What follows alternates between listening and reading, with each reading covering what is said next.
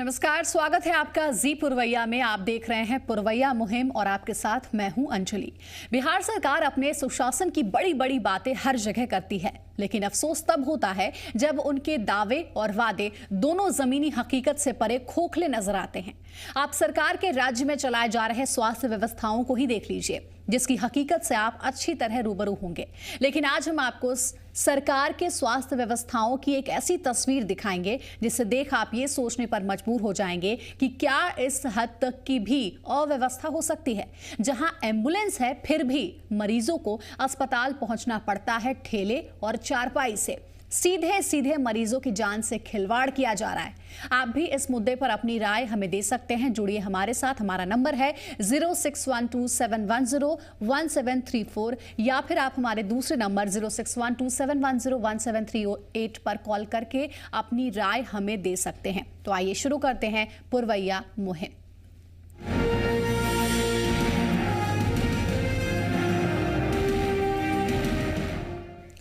जी हाँ, सहरसा में एक ऐसी तस्वीर देखने को मिली है जिसे देखकर ऐसा लगता है कि गरीबों के लिए इलाज और सुविधाएं दोनों ही मौजूद नहीं हैं।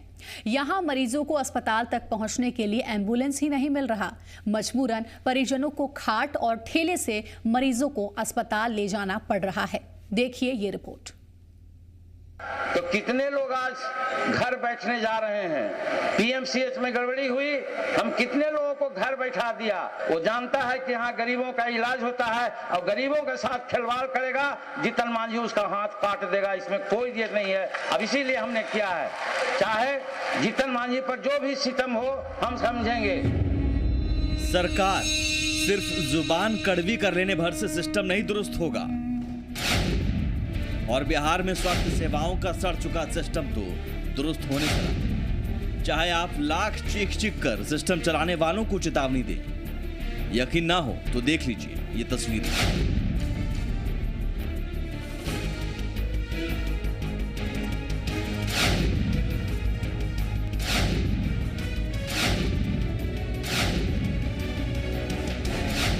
तस्वीर सहरसा की है। सरकार ये वही गरीब हैं जिनके इलाज में लापरवाही बरतने वालों के हाथ काटने की चेतावनी आप देते हैं।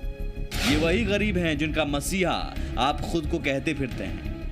ये वही गरीब हैं जिनके वोटों के दम पर आप सत्ता का सुख भोग रहे हैं। देख लीजिए सरकार, जी भर कर देख लीजिए।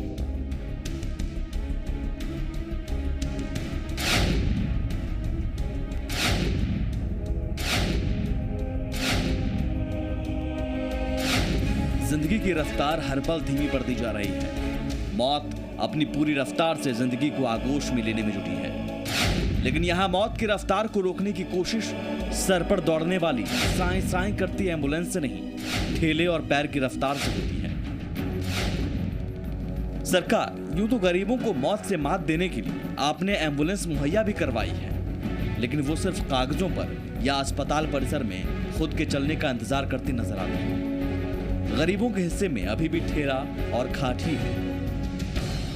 नहीं भले पैसा गरीब लोग लिए नहीं भले ठल्ला से जैसे तो ये एम्बुलेंस नहीं भले ना कल के ले जाओ पटना, यहाँ पर नहीं होगा इलाज।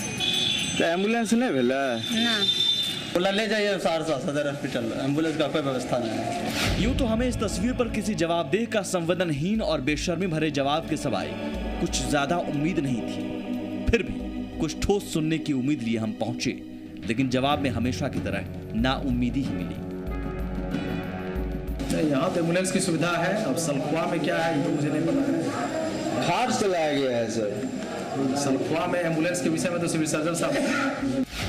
इन गरीब मरीजों का यह हाल देखकर सरकार इन पर तरस नहीं खाइएगा या कोई संवेदना दिखाने की कोशिश नहीं कीजिएगा, वरना लोग इसे दिखावा कहेंगे। क्योंकि आपकी पार्टी के प्रवक्ता इन तस्वीरों के बारे में सुनकर भी संवेदना जाहिर करने या फिर कोई ठोस कार्रवाई की बात कहने के बजाय दावों का पुराना ढोल ही पीटते रहे। जिस तरीके से एनआरएचएम की राशि पिछले कई वर्षों में घटी है, उसके बाद भी बिहार में स्वास्थ्य सेवाओं में काफ़ी गुणात्मक बदलाव आया है। लेकिन ऐसी इक्की दुखी घटनाएं अगर हुई हैं तो निश्चित तौर पर उस पर राज्य सरकार गौर करेगी। और जहाँ तक ठेलों पर ढोए जाने का सवाल है, विजुअल्स तो मैंने देखे नहीं हैं। जिले के सिविल सर्जन से मिली जानकारी के हिसाब से मैं ये कह सकता हूँ कि वहाँ एम्बुलेंस सेवा पूरी तरह से सुचारू व्यवस्था है वहाँ। वैसे गरीबों की बात हो तो दावों का ढोल पीटने के बजाय सियासतदानों के पास कुछ होता भी नहीं। अब बीजेपी को ही देख लीजिए। असल में ये फिर जंगल राज दोबारा आ गया। और जब हम लोगों की सरकार बनी थी 2006 में, तो अस्पताल में सबसे अधिक काम हुआ था। चंद्र मोहन राय जी मंत्री हुए थे और इसकी शुरुआत हुई थी, एम्बुलेंस सेवा की शुरुआत हुई थी और अस्पताल में मरीजों को दवा मिलने लगी थी, डॉक्टर अस्पताल में बैठने लगे थे। लेकिन सब धीरे धीरे वो सिस्टम टूट रहा है। सियासत वाकई बेरहम हो चुकी है। तभी तो सिस्टम दुरुस्त करने के बजाय गरीबों के जख्मों पर सियासी नमक छिड़कने की कोशिश ही होती है। सवाल है कि आखिर कब तक गरीबों के नाम पर सिर्फ सियासत ही होती रहेगी। खुद को गरीबों का रहनुमा साबित करने की होड़ मचाने वाले सियासतदान क्या इस सिस्टम को दुरुस्त करने की कभी कोशिश करेंगे? क्या गरीबों के इलाज में लापरवाही बरतने वालों के खिलाफ कभी ठोस कार्रवाई होगी? अगर ठेले या खाट से मरीज को ले जाते वक्त उसकी मौत होती है तो इसके लिए कौन जवाबदेह है? सहरसा से मुकेश कुमार सिंह के साथ सुनील पांडे, जी मीडिया, पटना। जिले का सबसे बड़ा अस्पताल है सहरसा सदर अस्पताल और वहां की ऐसी चौंकाने वाली तस्वीरें हम आपको दिखा रहे थे, जहां मरीजों को एम्बुलेंस की बजाय सीरियस कंडीशन में भी ठेले और खटिए के माध्यम से अस्पताल तक पहुंचाने को परिजन मजबूर है, क्योंकि उनके पास दूसरा कोई विकल्प है ही नहीं। इस विषय पर चर्चा के लिए हमारे साथ स्टूडियो में खास मेहमान भी मौजूद है। हमारे साथ डॉक्टर सुमन लाल, सामाजिक कार्यकर्ता है। बहुत बहुत स्वागत है मैम आपका। और साथ ही साथ सहरसा से हमारे संवाददाता मुकेश कुमार सिंह भी हमारे साथ जुड़े हुए हैं। सबसे पहले हम उनका ही रुख करना चाहेंगे इसके बारे में ज्यादा जानकारी लेने के लिए। मुकेश, कई सारे एम्बुलेंस खड़े दिख रहे हैं, फिर भी मरीजों को एम्बुलेंस की जगह खाट से जाना पड़ रहा है। अस्पताल ऐसा क्यों? तस्वीर आप देख रही हैं, यह सदर अस्पताल सहरसा की है। कोसी इलाके का पीएमसीएच कहते हैं इस अस्पताल को। तकरीबन 50 लाख की आबादी की उम्मीद जो है इस अस्पताल से टिकी हुई है।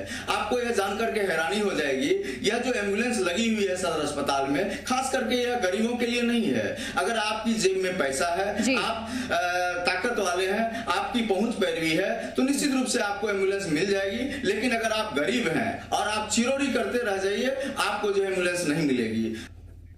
बिल्कुल, तो मुकेश जो बता रहे हैं वो बिल्कुल सही बता रहे हैं। तस्वीरें भी कम से कम इस बात की पुष्टि करती हैं कि आखिर, जैसा कि मुकेश ने बताया कि कोसी का पीएमसीएच कहा जाता है सहरसा के सदर अस्पताल को, लेकिन हालत ऐसी है कि देखकर रोना आ जाए। हमारे साथ सामाजिक कार्यकर्ता डॉक्टर सुमन लाल मौजूद हैं, उनसे भी हम प्रतिक्रिया उनके लिए लेते हैं। सुमन जी, आपने देखी तस्वीरें। अगर मान लीजिए कि एम्बुलेंस की सुविधा नहीं मिल रही है मरीजों को, खटिए और ठेले से उनको अस्पताल तक ले जाया जा रहा है, इस बीच अगर उनकी खुदा न खास्ता जान चली जाती है तो कौन जिम्मेदार होगा इसके लिए? कितनी बड़ी लापरवाही है ये? देखिए, आप तो कह रही हैं खुदा ना खास्ता जान जाती है, ऐसी जानें रोज जाती हैं, हमारे शहर में जाती हैं। 2-3 कारणों से जाती हैं। एक तो जो व्यवस्था है हमारे यहाँ, वो हमारी आबादी के हिसाब से बहुत कम है। जितनी भी, चाहे अस्पताल में बेडों की व्यवस्था कह लीजिए, एम्बुलेंस की व्यवस्था कह लीजिए, पहले तो वो व्यवस्थाएं ही बहुत कम हैं। और दूसरी कि उन व्यवस्थाओं में भी जो बंटवारा है, पैसे वाले वर्गों के लिए जो बंटवारा है, जो गरीबों के लिए जो उसमें एक उनका अलगावपन है कि इनके लिए वो सुविधाएं नहीं हैं।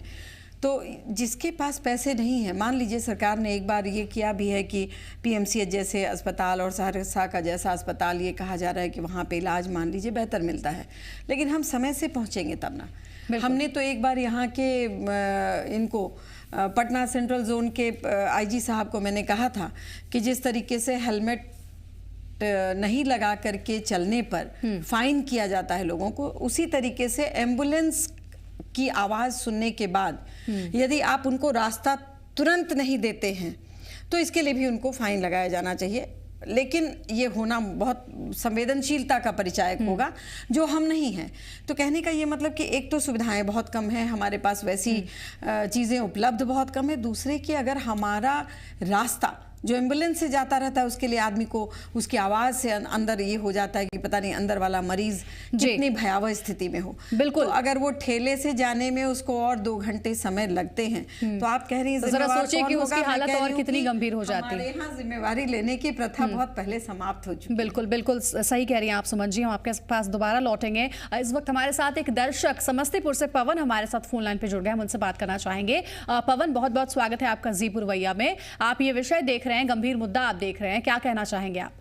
नमस्कार मैम जी, आपके चैनल का भी जी पुरवैया को नमस्कार। जी बिल्कुल, बताइए मैम। ऐसा है कि पूरा बिहार में स्वास्थ्य व्यवस्था और शिक्षा व्यवस्था जरा जर्जर हाल में है। ठीक है जी। जी, जिला से लेकर छोटे अस्पताल जितने हैं, प्रखंड से लेकर सारे जो है एकदम सब पैसे के चक्कर में पड़े हुए रहते। जितने पदाधिकारी है कोई टाइम से तो पहुंचते नहीं है। प्राइवेट क्लिनिक चलाते हैं, ड्राइवर नहीं है, डीजल नहीं है। पवन, क्या समस्तीपुर में आप रहते हैं, वहाँ का भी कुछ ऐसा ही हाल है? वहाँ भी अस्पतालों में ऐसी ही लापरवाही बरती जाती है क्या? बहुत बुरा हाल है। डॉक्टर नहीं रहता है, घर पे बैठे उसका तनख्वाह मिलता है। मैडम आप बताइए, ये हालात है, दयनीय हाल है बिहार का। सारे स्टाफ मिला हुआ रहता है, सबका परसेंटेज बटा हुआ रहता है। बिल्कुल, तो हर जगह की लगभग एक जैसी ही स्थिति है और ये शर्मनाक कर देने वाली तस्वीर है। बहुत बहुत धन्यवाद करना चाहेंगे पवन। हमारे अगले कॉलर मधुबनी से अखलाक सिद्दीकी हमारे साथ जुड़ गए हैं। सिद्दीकी जी, बहुत बहुत स्वागत है आपका मुहिम में, क्या कहना चाहेंगे आप? देखिए, सबसे बड़ी बात यह है कि सरकार लाख दावे कर ले स्वास्थ्य विभाग में सुधार करने के लिए, लेकिन शायद वो सुधरने का नाम नहीं ले रहे। जो चिकित्सक है, जिन्हें भगवान का दूसरा रूप दिया गया है। मैं पिछले 27 अक्टूबर की घटना में बता दूं, नवंबर की, कि एक मधुबनी में एक जहर के पेशेंट आए थे, जो 3 लोग मर गए थे। उसमें एक महिला जिंदी थी, जिसे डॉक्टर विनोद कुमार ड्यूटी पर थे, मृत घोषित कर दिए थे। लेकिन अफसोस की बात यह है कि जब वहाँ उनके परिजनों ने जब मानवता का हवाला दिया, उपस्थित लोग जब उनको मानवता का हवाला दिया, तब जाकर के वो उसका इलाज शुरू किया और वो महिला 6 घंटे तक जिंदा रही। और एम्बुलेंस की जहाँ तक बात हुई तो प्राइवेट एम्बुलेंस वाले का मधुबनी सदर अस्पताल में कब्जा है और वो सरकारी जो एम्बुलेंस है उसके ड्राइवर गायब हो जाते हैं वहाँ से और तरह तरह का बहाना बनाते हैं।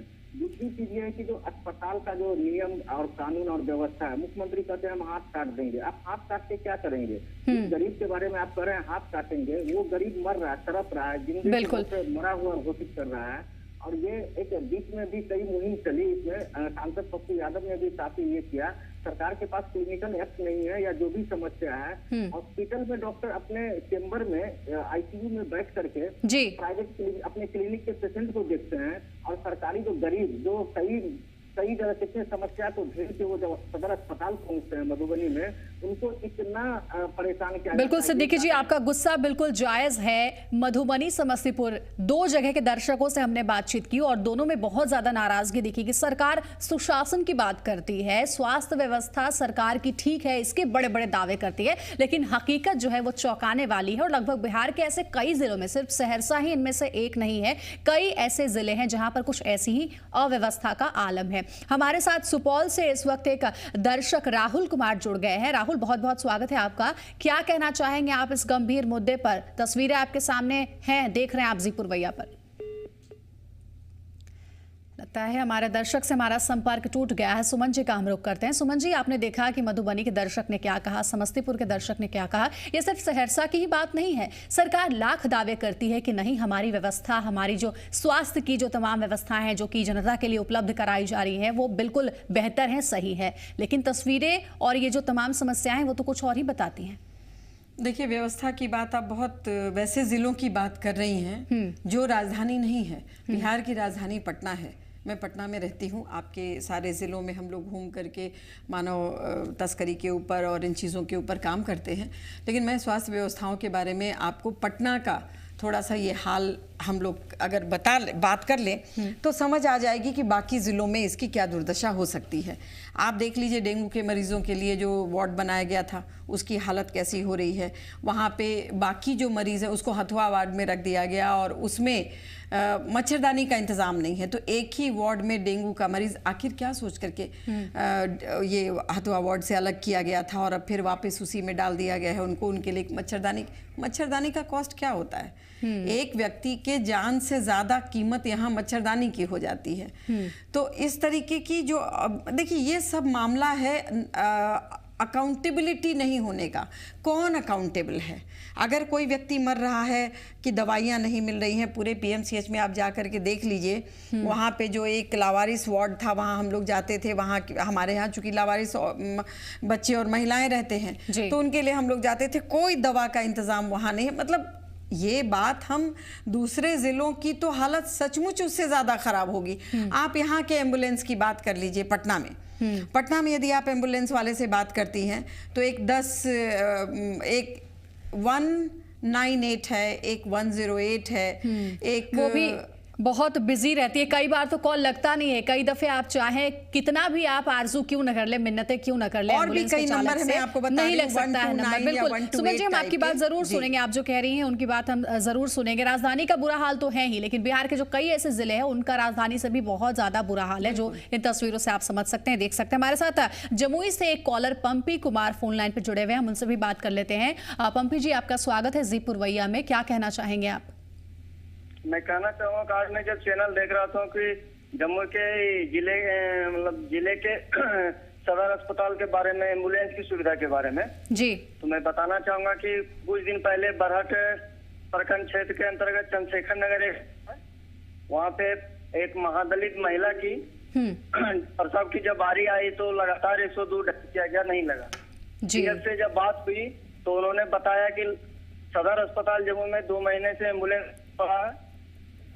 सदर अस्पताल के जब सीएस से बात हुई तो उन्होंने भी अपना पल्ला झाड़ लिया। लास्ट में जाकर के मरीज का पेशेंट जो कि टीबी पेशेंट था कर्ज लेकर के महिला को अस्पताल ले जाएगा, जो कि वहां पहुंचते ही उसका बच्चा हुआ जी। तो बिल्कुल ये दिक्कतें हैं, कई सारी दिक्कतें हैं, अलग अलग दिक्कतें दर्शक हमारे बता रहे हैं। पटना से रोशन हमारे साथ जुड़े हुए हैं फोन लाइन पे, वो भी कुछ कहना चाह रहे हैं। रोशन जी, आपका बहुत बहुत स्वागत है जी पुरवैया में, क्या कहना चाहेंगे आप?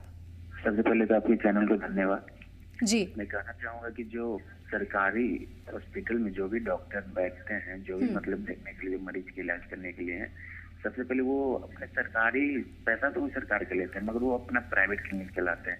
तो सबसे पहले तो वो उसका प्राइवेट क्लिनिक बंद करवानी चाहिए कि पैसा तो वो सरकार करे, मगर ज्यादा टाइम अपने क्लिनिक से देते हैं। वहाँ जाओ तो बोले डॉक्टर आ रहे हैं, ये वो जो भी हो, तो वहाँ से ये भी बोला जाता है कि आप यहाँ से अगर ठीक तरह से मेरे प्राइवेट क्लिनिक है वहाँ आप आके मिले। तो सरकार से पैसा लेके ये अपना क्लिनिक चलाने से सबसे पहले तो वो क्लिनिक बंद करना चाहिए। बिल्कुल रोशन, बहुत बहुत शुक्रिया करना चाहेंगे अपनी बात रखने के लिए आपका। तो बता दें आपको कि लगातार दर्शकों के कॉल्स हमारे पास आ रहे हैं और हम उनके सुझाव भी ले रहे हैं। एक बार फिर से आप सभी से ये रिक्वेस्ट करना चाहूँगी कि अगर आपके मन में कोई सुझाव है या फिर ऐसी किसी समस्या से आप भी गुजरे हैं तो हमारा नंबर आप डायल करके हमसे बातचीत कर सकते हैं और अपनी राय मशवरे को हमारे साथ बांट भी सकते हैं। सुमन जी, ये कुल जो बातें हम देख रहे हैं, एक अभी दर्शक हमारे साथ जुड़े हुए थे रोशन पटना से, उन्होंने हमें बताया कि डॉक्टर्स के बारे में वो कह रहे थे, डॉक्टर्स भी कहीं ना कहीं जिम्मेवार है इसके लिए, क्योंकि अगर आप एक अस्पताल के डॉक्टर हैं तो आपकी भी ये जिम्मेदारी बनती है कि आखिर क्यों इस तरह की अव्यवस्था है अस्पतालों में, क्यों एम्बुलेंस मरीजों को नहीं मिल पा रही है। इसका जवाब हम आपसे लेंगे। हमारे एक दर्शक खगौल से उदय जुड़ गए हैं, हम उनसे पहले बात कर लेते हैं। उदय जी, स्वागत है आपका, क्या कहना चाहेंगे आप? मैडम, मैं जमालुद्दीन चक खगौल से बोल रहा हूँ। कहना ये चाहता हूँ कि आप बिहार के कई जगहों के स्वास्थ्य के बारे में दिखा रही हैं। खगौल तो एकदम राजधानी के सटा है। यहाँ के पीएचसी में ना कोई एम्बुलेंस है, और यहाँ के जो भवन बना हुआ है उस एक तल्ला भवन है। आप सुबह या दोपहर कभी आके देखिएगा तो उस पर कम से कम 10-12 आवारा कुत्ता बैठा नजर आएगा जी। ये स्थिति है खगौल के, जो राजधानी के बिल्कुल बिल्कुल बिल्कुल आप ठीक कह रहे हैं, बहुत ही बुरी स्थिति है और यही वजह है कि हमने इस बड़े मुद्दे को उठाया है। मुहिम हमने इस पे करने का सोचा है और लगातार दर्शकों से हम बातचीत करें। हमारे साथ जो गेस्ट हमारी मौजूद है डॉक्टर सुमन लाल, उनसे भी हम उनका रिएक्शन ले रहे हैं। हमारे संवाददाता मुकेश कुमार सिंह भी हमारे साथ जुड़े हुए हैं, उनसे भी लगातार हम इस पूरी समस्या को ठीक ढंग से समझने की कोशिश कर रहे हैं। चर्चा लगातार जारी है हमारी। फिलहाल एक छोटे से ब्रेक के लिए हम यहाँ रुक रहे हैं। देखते रहिए पुरवैया मुहिम।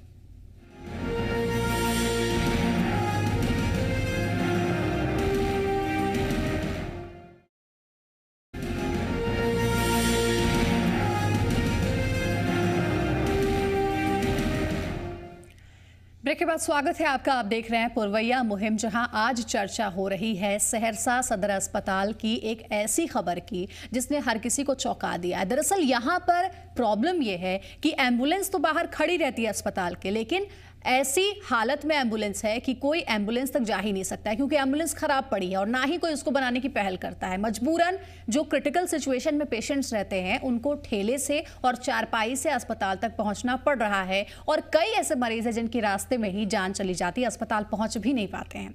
सुमन जी, आपसे मेरा जो सवाल था कि कहीं ना कहीं डॉक्टर्स भी इसके लिए जिम्मेदार हैं। जैसे कि हम सहरसा सदर अस्पताल की ही बात कर रहे हैं, तो यहाँ जो डॉक्टर्स आते हैं इलाज के लिए उनको भी तो ध्यान देना चाहिए कम से कम कि किस तरह की कुव्यवस्था का आलम है अस्पताल में। आखिर अगर एम्बुलेंस खराब पड़ी है तो बनाने की जिम्मेदारी तो किसको देनी चाहिए?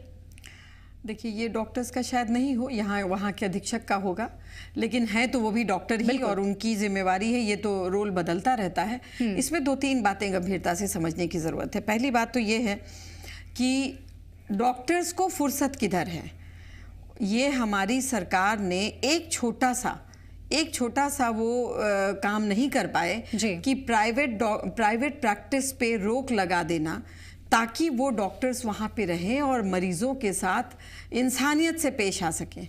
उनके अपने दिमाग में ये बात नहीं रहे कि हमारे मरीजों को कैसे यहाँ से बहला फुसला करके या ख़राब ट्रीटमेंट करके उनको अपने यहाँ बुलाना है। तो उनका आधा समय तो अस्पताल में, आधा से कम समय अस्पताल में, आधा से ज़्यादा समय अपने क्लिनिक में पहले तो इसमें बीत जाता है।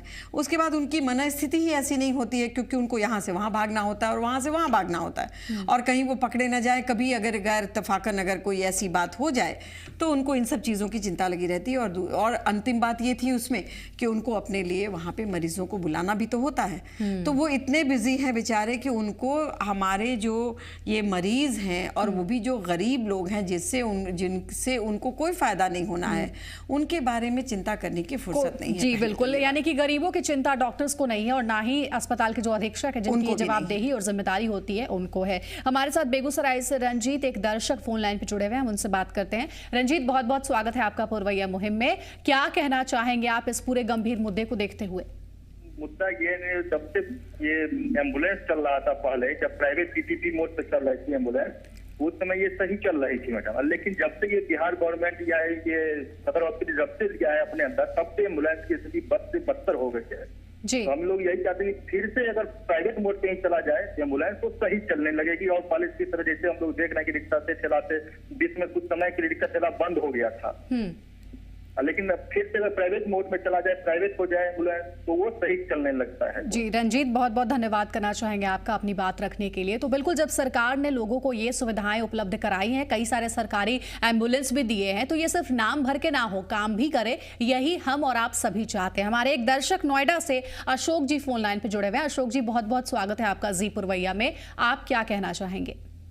मैडम, मैं ये कहना चाहता हूँ कि जो सरकार की ओर से जनता के पास ये मैसेज चला गया है, जनता की मेंटेलिटी आजकल हो गई है कि सरकारी हॉस्पिटल में इलाज ही नहीं होता है। अब जो जनता है वो सरकारी हॉस्पिटल का लाभ नहीं ले पा रहे हैं। इस मानसिकता को बदलना बहुत जरूरी है। हर मतलब नागरिक को एक चाहिए कि उनकी रिस्पॉन्सिबिलिटी होती है, अस्पताल में जाए, वहाँ पे जो कमियां हैं उनको उजागर करें कि ये हमारा सिस्टम मजबूत हो सके। और इसमें सरकार की ओर भी कमियां हैं, सरकार से और भी कमियां हैं कि वो हर मेडिसिन चाहे जो मेडिकल इक्विपमेंट है वो हर अस्पताल में अवेलेबल नहीं है।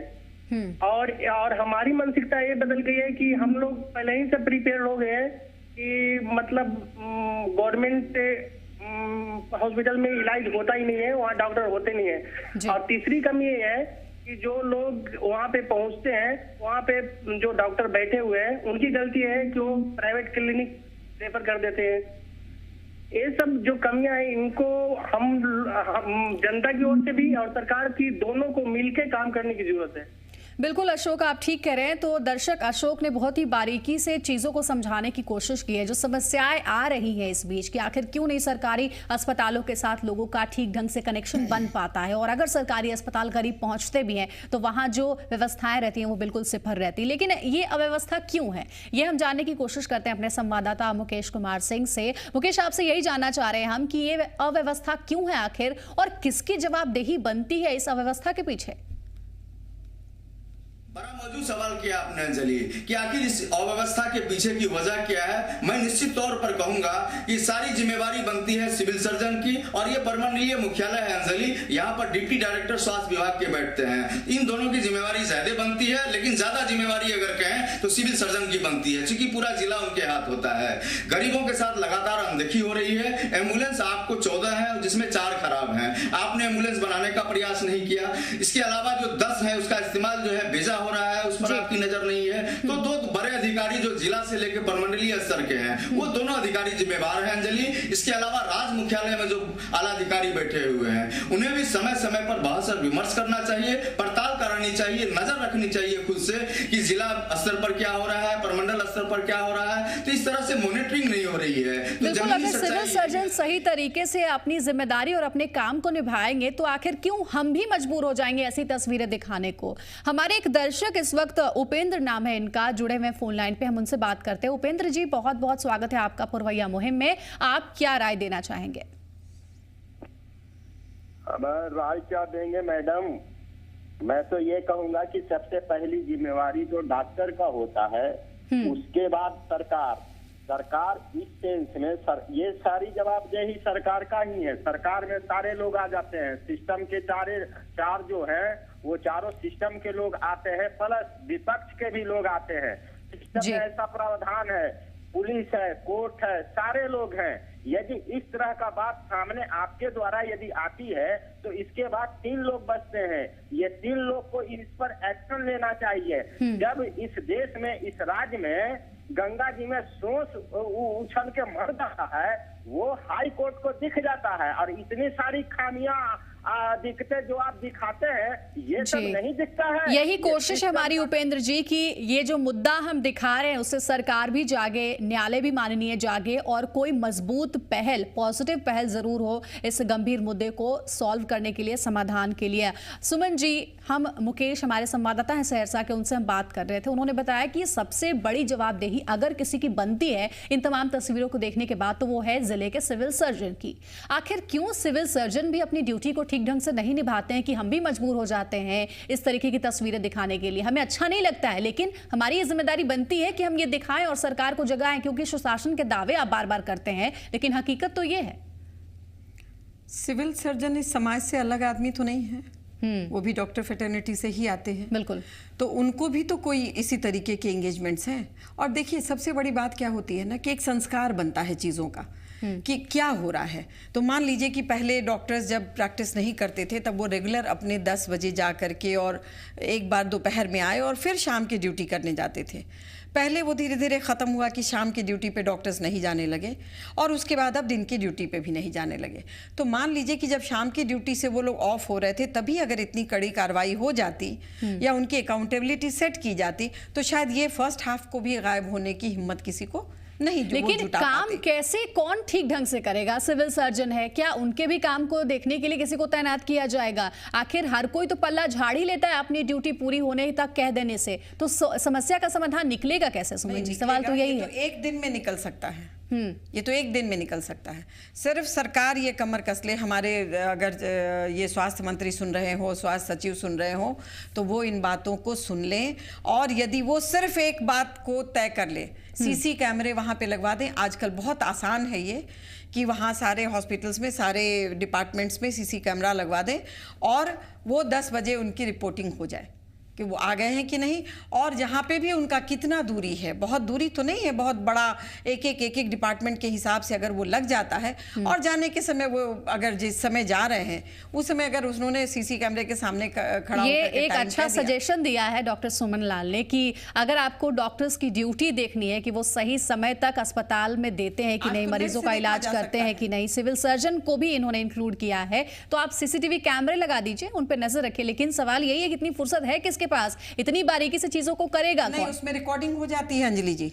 वो जब भी सचिव लेकिन और उसके मंत्री बाद चाहेंगे तब रिकॉर्डिंग देख होने सकते के हैं बाद कोई। भी अगर कोई अपनी जिम्मेदारी को उस समय भी रिकॉर्डिंग होने के बाद भी ठीक ढंग से निभाए तभी ये पॉसिबल है। नहीं तो अगर वो नहीं निभाता है तो वो सजा का भागी है, उसको सजा दीजिए। ये एग्जाम्पल्स तो सेट करने होंगे, ऐसे कैसे होगा? बिल्कुल, कोई ना कोई ऑप्शन तो निकालना ही पड़ेगा। इस नहीं, किसी की जान की कीमत आप कैसे लौटा सकते हैं? ये जो मुआवजों की प्रथा चला रखी है इन लोगों ने, शर्म आनी चाहिए हमारी सरकार और हमारे मंत्रियों को कि किसी की जान के बदले आप पैसे देते हैं। तो क्या आपके परिवार में भी कोई मरे तो हम सब समाज वाले उठ करके उतने पैसे इकट्ठा करके आपको दे दें? बिल्कुल, ये एक बहुत ही गंभीर बात है और लोगों की संवेदना से जुड़ी हुई बात है। हमारे साथ एक दर्शक कटिहार से सचिन हमारे साथ जुड़ गए हैं। सचिन जी, बहुत बहुत स्वागत करना चाहेंगे आपका। आप क्या कहना चाहेंगे? तमाम सवाल जवाबों को आप देख रहे हैं। मैम कहना चाह रहा हूँ कि सरकारी अस्पताल में जो एम्बुलेंस सुविधा गरीबों को जो है कभी नहीं मिल पाता है। जब इसकी जरूरत होती है तो फोन के बाद लंबी इंतजार मिलता है। इसके बाद भी फोन करो तो ड्राइवर नहीं उपलब्ध रहते हैं जी। अगर ड्राइवर उपलब्ध रहते हैं तो पहले रुपए की मांग करते हैं। बिल्कुल सचिन, आप ये ठीक कह रहे हैं कि कई बार तो एम्बुलेंस कॉल तक नहीं लग पाता है। जो नंबर रहता है उस पर आप कॉल करें तो आपका कॉल लग जाए तो ये बहुत बड़ी बात है आपके लिए। और अगर कॉल लग भी जाता है, एम्बुलेंस आपके घर तक पहुंच भी जाती है तो बेवजह के पैसे मांगे जाते हैं। क्यों भाई? तो हमने आपके पेशेंट को अस्पताल तक पहुंचाया। हमारे साथ सुपौल से कृष्ण कुमार कांत हमारे एक दर्शक जुड़ गए, उनका बहुत बहुत स्वागत सबसे पहले करना चाहेंगे। कृष्ण जी, क्या कहना चाहेंगे आप? लगता है हमारे दर्शक से हमारा संपर्क टूट गया है, लेकिन इस गंभीर और बड़े मुद्दे पर लगातार चर्चा पुरवैया मुहिम में जारी है। हमारी खास मेहमान भी हमारे साथ जुड़ी हुई हैं, हमारे संवाददाता मुकेश कुमार सिंह भी हमारे साथ जुड़े हुए हैं। फिलहाल एक और छोटे से ब्रेक का वक्त हो चला, लेकिन उससे पहले आपको बता दूं कि आप हमें कॉल करके अपनी राय मशवरे हमारे साथ बांट सकते हैं।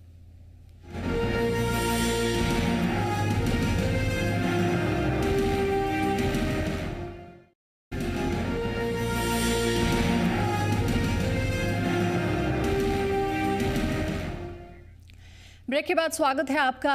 आज का जो विषय है उससे आप सभी परिचित होंगे, फिर भी एक बार फिर से आपको मैं बता दूं कि सहरसा की हम बात कर रहे हैं, जहां का जिले का सबसे बड़ा अस्पताल है सहरसा सदर अस्पताल। और वहां पे अव्यवस्था का आलम ऐसा देखा गया है कि मरीजों को एम्बुलेंस की जगह ठेले और चारपाई से अस्पताल जाना पड़ रहा है, लेकिन परवाह किसी को नहीं है। हमारे संवाददाता सहरसा से मुकेश कुमार सिंह लगातार हमारे साथ बने हुए हैं। मुकेश, अगर पेशेंट की हालत सीरियस हो जाती है तो ऐसे में एम्बुलेंस की सुविधा नहीं होने से उसकी जान भी जा सकती है, क्या इसकी परवाह किसी को नहीं है? मैं आपको जानकारी देना चाहता हूं कि सहरसा में 10 पीएचसी हैं, 32 एडिशनल पीएचसी हैं, इसके अलावा 152 सब हेल्थ सेंटर्स हैं और तमाम पीएचसी के लिए एक जो है अलग से एम्बुलेंस की व्यवस्था है। यानी 10 संख्या है हमारे यहाँ पीएचसी की और 10 एम्बुलेंस जो है पीएचसी के लिए है। लेकिन जब सलखुआ का मरीज, जिस तरह से खाट पर आप देख रही हैं कि बुजुर्ग महिला है, उन्हें लाया गया है, पहले सलखुआ से उन्हें लाया गया स्टेशन सहरसा ट्रेन के माध्यम से, फिर खाट पर लाद करके उन्हें सदर अस्पताल लाया गया। आप देख सकते हैं तस्वीर में किस तरह से एक मरीज को जो है ठेले पर लाद करके ले जाया जा रहा है। उस मरीज को पटना रेफर किया गया है। तो ग्रामीण इलाके से भी जो है जो मरीज सदर अस्पताल लाए जाते हैं उनके लिए एम्बुलेंस की व्यवस्था नहीं है। अगर सदर अस्पताल सहरसा से किसी को रेफर पीएमसीएच या डीएमसीएच किया जाता है तो उनके लिए जो है एम्बुलेंस की व्यवस्था नहीं है। ऐसा नहीं है अंजलि की एम्बुलेंस की व्यवस्था नहीं है, एम्बुलेंस की व्यवस्था है। तस्वीरों में आप देख सकती हैं कि एम्बुलेंस जो है लगी हुई है सदर अस्पताल। जी जी बिल्कुल मुकेश, हम देख रहे हैं कि कैसे अस्पताल के बाहर एम्बुलेंस तो खड़ी है, लेकिन वो एम्बुलेंस खराब है और कई महीनों से खराब है। बनवाने की जहमत किसी ने नहीं उठाई है। सुमन जी, आपसे मेरा एक सवाल ये है कि गरीब ही ज्यादातर सरकारी अस्पतालों का रुख करते हैं, क्योंकि जो अच्छे परिवार से लोग, समृद्ध परिवार से आते हैं, उनको पता है कि सरकारी अस्पताल अगर वो जाते हैं तो उनको कितनी अच्छी जो है वो इलाज की व्यवस्था मिलेगी। गरीबों की मजबूरी है ये। और अगर एम्बुलेंस तक, जो कि एक बेसिक नीड हो जाती है, जब पेशेंट की हालत क्रिटिकल हो जाती है, उस समय नहीं मिलेगी, तो आखिर गरीब क्यों सरकारी अस्पताल जाएंगे? तो मैं फिर वही जवाब दूंगी आपको कि व्यवस्थाएं एक बार जो बनाने के लिए, जैसा अभी आपके संवाददाता ने कहा कि वहां पे 10 पीएचसी के लिए 10 एम्बुलेंस हैं, एक दो भी नहीं है। लेकिन वो 10 एम्बुलेंस, देखिए पहले तो एम्बुलेंस लिया कैसे जाता है, हम लोग उसकी प्रक्रिया पे भी ज़रा गौर करें। तो सरकार जब एम्बुलेंस चलाती है तो रेयर ही ऐसा होता है कि वो नई एम्बुलेंसेस को खरीदती है। वो पुरानी वैन और पुरानी गाड़ियों को लेकर के और वो लोग एम्बुलेंस में चलाने लगते हैं। काफ़ी हद तक जो हम लोगों को ज्ञान है वो, तो जब गाड़ियों की स्थिति ही पहले ही ख़राब है और आपने उसको एम्बुलेंस के रूप में स्वीकार कर लिया, तो और एम्बुलेंस को दौड़ना है, उसको तो खराब होने की, मतलब कहते हैं ना कि आपको रुक जाने की इजाजत नहीं है। तो एम्बुलेंस एक ऐसी सेवा है जिसको सांस लेने को भी रुकना नहीं है, नहीं तो दूसरे की सांस बंद हो जाएगी जी। तो ऐसे एम्बुलेंस के लिए आपको उसको बिल्कुल फिट फाट हो करके और उसको रहना चाहिए, ताकि वो मौत से जूझ रहे लोगों को, क्रिटिकली इल लोग और आपातकालीन सेवाओं का वो निर्वहन कर सके, तैयार रहे, हर सिचुएशन के लिए तैयार तो पहले तो जब आप शुरू में ही उसको जर्जर हालत में खरीदते हैं तो फिर वो आगे कैसे चलेगा। और जब वो खराब हो जाती है तो हमारी व्यवस्था में इतना दोष है कि अब उनके लिए क्या आवंटन होगा, तो किसके थ्रू होगा, कौन लाएगा। ये व्यवस्था बड़ी कॉम्प्लिकेटेड है, बहुत कॉम्प्लिकेटेड है, इन्होंने इन चीजों को सिंपल नहीं करके रखा। एक हमारे दर्शक है सुमन जी सुपौल से, कृष्ण कुमार जी, उनसे हम बात कर लेते हैं। कृष्ण कुमार जी, बहुत बहुत स्वागत है आपका जी पुरवैया में, आप क्या कहना चाहेंगे? कृष्ण कुमार जी, सबसे पहले एक दरख्वास्त है आपसे कि आप अपने टीवी का वॉल्यूम म्यूट कर दें ताकि आप जो भी कहें उसको हम ठीक ढंग से समझ सके, सुन सके। हाँ, हम सुमराही अस्पताल के बारे में कह रहे हैं जी, गरीबों के लिए नहीं है, पैसे वाले के लिए ये अस्पताल है। टीवी की वॉल्यूम को आप बंद कर दे कृष्ण कुमार जी, तभी हम सुन पाएंगे आपकी बात को। चलिए, आपका शुक्रिया करना चाहेंगे। आरा से हमारे दर्शक अनवर आलम जी फोन लाइन पे जुड़े हैं, उनका हम स्वागत करना चाहेंगे। सबसे पहले अनवर जी, आप क्या कहना चाहेंगे सहरसा की तस्वीर को देखते हुए? मैं तो पहले आपकी टीवी चैनल को धन्यवाद देना चाहता हूं कि आपने इस तरह की ज्वलंत समस्याओं को उठाने का काम किया है। जहां तक स्वास्थ्य समस्या के सुधार का सवाल है, मैडम ने बहुत स्पष्ट शब्दों में कहा है जी कि इच्छा शक्ति की कमी है, और जो डॉक्टर पहले भगवान के रूप में जाने जाते थे, आज वो भगवान के रूप में नहीं काम कर रहे हैं। वो एक जो है कॉमर्शियल जो है बिजनेसमैन की तरह, जहाँ कैसे जो है दोहन किया जाए गरीबों का, उस काम में जो है लिप्त हो चुके हैं, जिसका कारण है कि डॉक्टर जो है और भगवान दोनों जो है एक ग्रुप में गिने जाते थे। आज जनता का दिन पर दिन जो है इन लोगों से विश्वास उठता जा रहा है।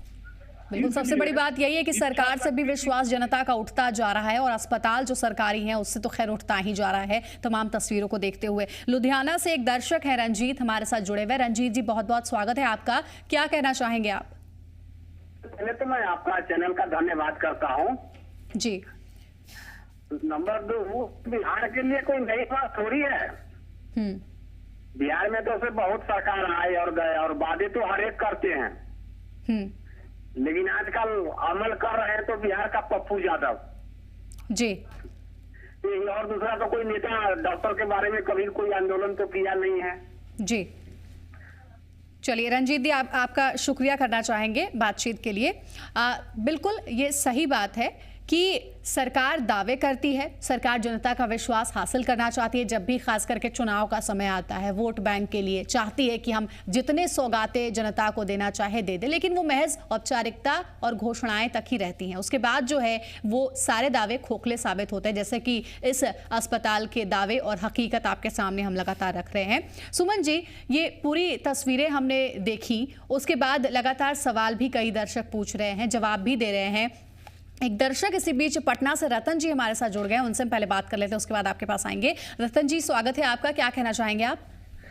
पहले तो मैं आपको चैनल को धन्यवाद देना चाहती हूँ कि आप इतना अच्छा कार्यक्रम दिखा रही हैं जी, शुक्रिया। और आपने जो सुशासन की बात की, सुशासन बाबू जो नीतीश कुमार जी हैं, उनका शुरू से यही रहा कि कोई मर जाए, आम जनता मर जाए तो उसको देखने नहीं जाते, कोई विधायक मर जाए, कोई MP मर जाए तो उनके यहाँ सबसे पहले माला लेके पहुंचते हैं। पहली बात तो ये शुरुआत वहीं से हुई, सुशासन नाम से।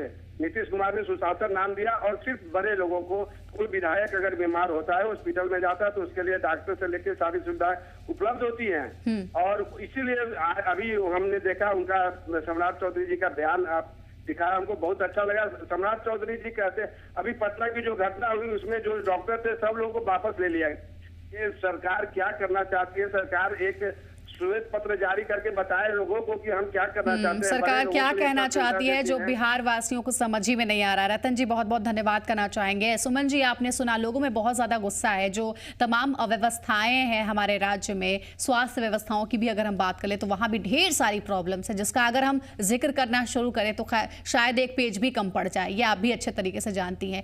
एक तरफ तो वर्तमान मुख्यमंत्री जीतन राम मांझी ये कहते हैं कि अगर आपने गरीबों के इलाज में कोताही बरती तो आपके हाथ तक काट दिए जाएंगे, ये डॉक्टर्स के लिए उन्होंने कहा है। दूसरी ओर अस्पतालों में ये हाल जहां मरीजों को एक एम्बुलेंस तक नसीब नहीं हो रहा है। क्या करेगी सरकार और क्या उम्मीद रखें सरकार से लोग? एक हाथ काट के भी दिखा दे वो।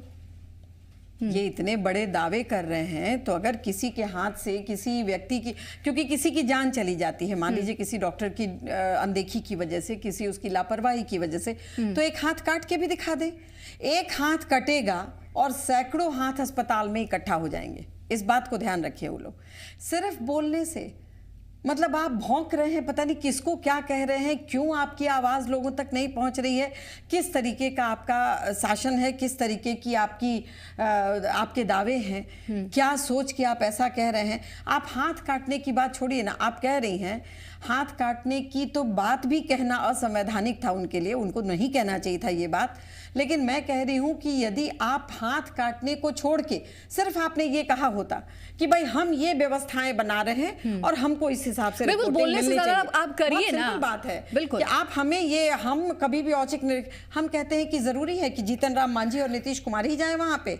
क्यों आप 4 आदमी को ऐसा आप नहीं रख सकते हैं जो आपको मॉनिटर करके घूम के वहां पे देख सही बात कही है डॉक्टर सुमन लाल ने। वहां पे डॉक्टर्स उपलब्ध हैं। सुमन जी एक कॉलर है हमारे साथ जुड़ गए हैं, श्रेयस नाम है इनका, पटना से, उनसे भी उनकी बात हम सुन लेते हैं। श्रेयस जी बहुत बहुत स्वागत है आपका। आप लगातार सुन रहे होंगे हमारी खास मेहमान डॉक्टर सुमन लाल जो बता रही है बातें। अगर आपको लगता है कि अगर सरकार इन तमाम बातों को फॉलो करे तो शायद तस्वीर हमारे सामने कुछ अच्छी दिखेगी। ये एक जुमला है कि जहां न पहुंचे कभी वहां पहुंचे रवि। तो आप पत्रकार लोग तो हर जगह हर स्थिति से अवगत ही हैं जी। बिहार के सरकारी अस्पतालों के बारे में आप तो निश्चित ही रूप से सब जानती होंगी। अगर ये अस्पताल काम करता तो कुकुर मुत्ते की तरह प्राइवेट अस्पताल क्यों खुलता? अभी आप ही के चैनल पर दिखाया जा रहा है कि रांची के मंत्री जी का पोता पानी के नजदीक में गिरा है, तो रांची के प्राइवेट अस्पताल में उनका इलाज चल रहा है जी। तो जब रांची के मंत्री हिम्मत नहीं कर पा रहे हैं अपने सरकारी अस्पताल जाने के लिए, तो फिर आम लोग कैसे ये हिम्मत करें? जग जाहिर है बातें। बहुत बहुत धन्यवाद आपका करना चाहेंगे। हमारे संवाददाता मुकेश हमारे साथ बने हुए, एक बार फिर से हम उनका रुख करना चाहेंगे। मुकेश, एम्बुलेंस नहीं रहने पर सबसे ज्यादा परेशानी अगर किसी को होती है तो गरीबों को होती है। ऐसे में उनके पास कौन सा विकल्प रह जाता है? क्या यही एक मजबूरी है सिर्फ उनके पास? जाहिर सी बात है अंजलि कि जब किसी भी मरीज की स्थिति नाजुक होती है तो उन्हें रेफर किया जाता है, चाहे वह पीएमसीएच रेफर किया गया हो या फिर जो है डीएमसीएच। तो एम्बुलेंस से ले जाने के बाद उनकी स्थिति बेहतर होती है। डॉक्टर भी बताते हैं कि सेफ होता है एम्बुलेंस में ले जाना। लेकिन यहाँ पर जब एम्बुलेंस की व्यवस्था नहीं होती है तो आखिर मरीज करें तो करें क्या? वह कोई दूसरी जो है सुविधा लेते हैं, या अगर उनके पास पैसा है तो वो कोई लग्जरी गाड़ी भी ले जाते हैं, या किसी से मदद लेकर के या चंदा करके कैसे भी ले जाते हैं। लेकिन एम्बुलेंस की सुविधा जब उन्हें नहीं मिलती है तो मरीज अपने गंतव्य पर जाने से पहले ही काल के गाल में समा जाता है। तो निश्चित रूप से बड़ी लापरवाही है जिस वजह से गरीबों की मौत होती है। जो गरीब मरीज होते हैं सौ समय अस्पताल नहीं ले जाए जा सकते हैं। बड़े अस्पताल चाहे वो डीएमसीएच हो या फिर पीएमसीएच, तो कह सकते हैं कि गरीबों के साथ जो है लगातार अनदेखी हो रही है। और निश्चित रूप से इन गरीबों की जो मौत हो रही है इसकी जिम्मेवारी अब लेनी होगी किन्हीं को। जो लापरवाही दिखाते हैं सिविल सर्जन या फिर जो डिप्टी डायरेक्टर है स्वास्थ्य महकमा के। मुकेश बहुत बहुत धन्यवाद करना चाहेंगे आपका तमाम बातचीत के लिए। तो हमारे संवाददाता सहरसा से मुकेश कुमार सिंह हमारे साथ जुड़े हुए थे। क्या गरीबों की जानें इतनी सस्ती हैं कि इतनी लापरवाही से उनको छोड़ दिया जाता है? एक एम्बुलेंस नहीं दी जाती है, खटिए और ठेले से लोग अस्पताल तक आ रहे हैं। इस बीच अगर उनकी जान चली जाती है तो क्या सरकार सिर्फ मुआवजे का ऐलान करेगी? इतना ही काम है सरकार का, या फिर समस्या का समाधान निकालेगी सरकार? ये हम जानने की कोशिश करेंगे डॉक्टर सुमन लाल से कि आखिर क्या ऐसी ही तस्वीरें हमें देखने को मिलेंगी या फिर कोई इसका हल है और सरकार को क्या करना चाहिए इस छोटे से ब्रेक के बाद।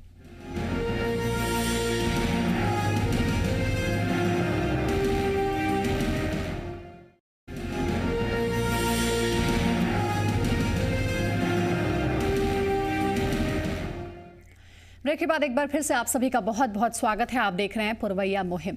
बिहार में स्वास्थ्य सेवाओं का एक और सच कटिहार से सामने आया है, जहां इलाज के नाम पर इंसानों के जान के साथ खिलवाड़ का मामला सामने आया है।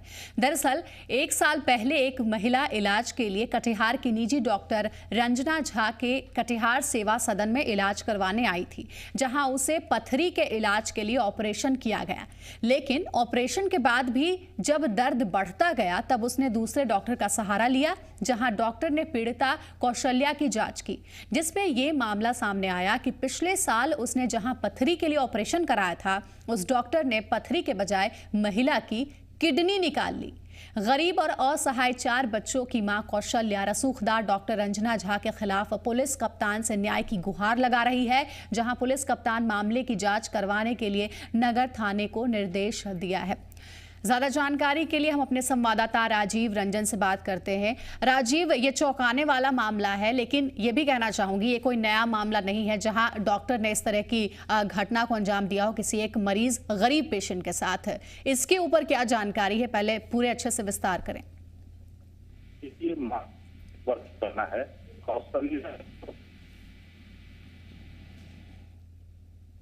लगता है संवाददाता की आवाज ठीक ढंग से हम तक नहीं पहुंच पा रहे तकनीकी खामियों की वजह से। बहरहाल ये तस्वीर अपने आप में चौंकाने वाली है। कटिहार का एक मामला है जहां एक गरीब महिला मरीज के साथ एक डॉक्टर ने ये खिलवाड़ किया है। ये महिला मरीज कुछ दिन पहले डॉक्टर रंजना झा के पास पहुंची थी इलाज के लिए, अपना पथरी का इलाज कराने, लेकिन बाद में जब दर्द बढ़ता गया तो इस महिला को ये पता चला कि दरअसल इसकी तो किडनी ही निकाल ली गई है। एक बार फिर से हमारे संवाददाता राजीव रंजन हमारे साथ जुड़ गए। राजीव, इस खबर को विस्तार से समझाएं हमें सबसे पहले। जी अंजलि, ये मामला 1 वर्ष पुराना है। कौशल्या ग्रामीण क्षेत्र की रहने वाली है, प्रांतपुर थाना क्षेत्र के तेली टोला की रहने वाली है। वो इलाज कराने आई थी और इलाज के जो इलाज हुआ वो पथरी का इलाज नहीं हुआ, वो किडनी का इलाज हुआ। और वो इलाज तब पता चला जब वो काफी परेशान रहने लगी और दूसरे डॉक्टर से मिली 1 वर्ष के बाद। तो दूसरे डॉक्टर ने उसकी जांच की और जांच में जो खुलासा हुआ वो ये चौंका देने वाला था कि पथरी के इलाज के क्रम में उसकी किडनी निकाल ली गई है। मामला जांच में चल रहा है, पुलिस मामले की तफ्तीश कर रही है। और क्या डॉक्टर रंजना झा के खिलाफ पुलिस ने अब तक कोई कार्रवाई की है? बहुत बड़ी घटना है ये। जी बिल्कुल, आज महीने बीतने को हैं और इलाज जिस तरह की किडनी गायब हुई है इलाज के दौरान, उस पर पुलिस अनुसंधान कर रही है, मेडिकल टीम जांच कर रही है और अब तक मामला दर्ज नहीं किया जा सका है। जी अंजलि। चलिए राजीव, आपका बहुत बहुत धन्यवाद करना चाहेंगे। तो ये चौंकाने वाला मामला कटिहार का है, जहां एक गरीब महिला मरीज की एक प्राइवेट नर्सिंग होम के डॉक्टर ने किडनी निकाल ली जब ये महिला उसके पास पथरी का इलाज कराने पहुंची थी। 1 साल पहले का ये मामला बताया जा रहा है। फिलहाल डॉक्टर रंजना झा के खिलाफ कार्रवाई की प्रक्रिया को पुलिस ने शुरू कर दिया है। हमारे साथ हमारी खास मेहमान डॉक्टर सुमन लाल जुड़ी हुई हैं। सुमन जी, ये जो एक तस्वीर कटिहार की है ये भी अपने आप में चौंकाने वाली है। डॉक्टर्स पर लोगों का विश्वास उठता जा रहा है, अगर इसी तरह की वारदातें सामने आती रहेंगी तो। देखिए अंजलि जी, इसको थोड़ा हल्के में हम लोग ले रहे हैं। ये बहुत बड़ा ऑर्गन के तस्करी का मामला हो सकता है। इसको जो भी लोग वहाँ जांच कर रहे हैं, प्लस आपके संवाददाता को इस पे निगाह रखनी चाहिए कि क्या उस महिला के प्रिस्क्रिप्शन पे कहीं पर भी ये लिखा हुआ है कि उनकी किडनी में ये प्रॉब्लम है और किडनी को रिमूव किया जाना है। यदि ये नहीं लिखा हुआ है तो और उसको क्या सूचना दी गई है, क्या उनसे कोई कंसेंट लिया गया है कि या उसकी किडनी क्यों निकाली गई है, इसका पुख्ता जवाब अगर डॉक्टर रंजना झा के यहाँ से मिलता है फिर भी ये इन्वेस्टिगेशन का विषय होगा, क्योंकि ऑर्गन ट्रांसप्लांट का एक बड़ा मामला, बिल्कुल बहुत बड़ा गंभीर और संगीन मामला है। और मैं ये भी यहाँ जोड़ना चाहती हूँ कि हो सकता है कि ये पहला केस नहीं हो सकता है कि डॉक्टर रंजना झा का बहुत बड़ा नेटवर्क हो, कि ये किसी न किसी को ये लोग यानी कि इसकी उच्च स्तरीय जांच होनी चाहिए। अब डॉक्टर सुमन जी, अब हम कुल मिलाकर के आपकी प्रतिक्रिया लेना चाहेंगे। सहरसा की हमने ये तस्वीर देखी, कटिहार में भी एक चौंकाने वाला मामला सामने आया है गरीब महिला मरीज के साथ। आपको क्या लगता है कि हमारे राज्य की सूरत बदलेगी क्या? स्वास्थ्य जो सेवाएं सरकार दे रही है गरीबों को, उसमें कुछ सुधार आएगा क्या? कोई उम्मीद हम रखें? सरकार यदि झूठे वादे करना बंद करे, सरकार यदि इस पे जगे कि मैंने ये कहा था, उसका स्वाभिमान जगे कि मैंने ये वादे वादे किए थे, मैंने ये अपने लोगों को, अपने जनता को ये मैं देने का मैंने कहा था, और मैं दोबारा अभी 2015 में किस मुंह से जाऊंगा यदि मैंने उनको, अगर इतनी भी थोड़ी शर्म करे, थोड़ा स्वाभिमान जगाए, थोड़ा अपनी अंतरात्मा से पूछे और इन तस्वीरों को अगर देखे और कुछ कर दे तो बहुत बड़ी बात हमारे लिए भी होगी। डॉक्टर सुमन लाल, बहुत बहुत धन्यवाद करना चाहेंगे आपका, आपकी तमाम बातों के लिए। तो हमारे साथ खास मेहमान जुड़ी हुई थी जिनसे हमने पूरा विश्लेषण लिया, पूरे इस मामले को समझने की कोशिश की और ये भी पूछा हमने इनसे कि क्या इनकी नज़र में कोई उपाय है कि क्या हमारे राज्य की स्वास्थ्य सेवाओं की सूरत एक अच्छी हो सकती है, जो एक एग्जाम्पल सेट हो बाकी राज्यों के लिए, बाकी देशों के लिए। कोशिश हमारी यही थी पुरवैया मुहिम में, जो आज गंभीर और बड़ा मुद्दा हमने दिखाया है। उम्मीद है कि सरकार इससे हरकत में आए, जागे और दोबारा से हमें कुछ ऐसा ना दिखाना पड़े। इसी के साथ फिलहाल मुझे दीजिए इजाजत, लेकिन खबरों के लिए आप देखते रहिए जी पुरवैया। नमस्कार।